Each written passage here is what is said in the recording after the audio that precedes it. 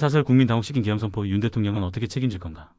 윤석열 대통령은 3일 비상계엄을 선포했다.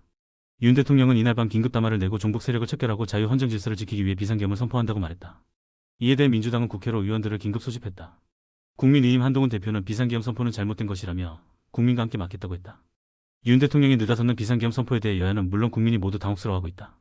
헌법은 전시나 사병 같은 국가 비상사태에 있어 군 병력으로 질서를 유지할 필요가 있을 때 대통령이 계엄을 선포할 수 있도록 규정하고 있다. 지금 우리 사회가 그런 상황이라고 생각하는 국민은 거의 아무도 없을 것이다. 국회는 4일 새벽 제적 과반수 찬성으로 계엄 해제 요구 결의안을 의결했고 대통령은 이를 수용해야 한다.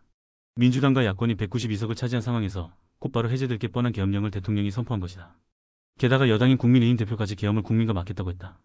어이없는 사태라고 하지 않을 수 없다.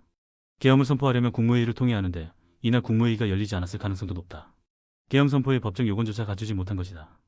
윤 대통령이 담화에서 밝힌 자유헌정질서 수호는 최근 민주당의 입법 권력을 통한 행정 권력 무력화를 염두에 둔 것 같다. 민주당은 최재해 감사원장과 이창수 서울중앙지검장 등 검찰 간부 3명에 대한 탄핵에 들어갔다. 대통령 선거 결과를 인정하지 않은 채 윤석열 정부를 무력화하고 사실상 민주당 정부로 뒤집겠다는 것이다. 민주당이 감사원장을 탄핵하면 수개월 걸리는 헌재의 결정 전까지 감사원장의 직무는 멈춘다. 이 경우 문재인 정부 때 임명한 감사위원들이 감사원장 권한을 대행하고 문재인 정부에 대한 감사 및 수사 의뢰는 중단된다. 감사원 상급 이하에 대한 물갈이 인사까지 가능하다. 윤 대통령이 이에 대해 문제의식을 가질 수는 있다. 하지만 모든 일에는 합당한 선이 있다. 민주당이 폭주한다고 해서 윤 대통령이 심야에 비상계엄을 선포한 것은 도를 심각하게 넘은 조치다.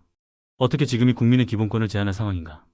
대통령이 비상계엄을 선포할 상황도 아니고 그럴 권한을 대통령에게 부여한 것도 아니야. 세계 10위권 민주국가로 국가망신이라고 하지 않을 수 없다. 윤 대통령은 이런 상황에 어떻게 책임을 질 것인지 국민에게 답해야 한다. 현재 댓글수 460. 베스트 댓글. 조선이 좌표 찍었네 답 나왔네.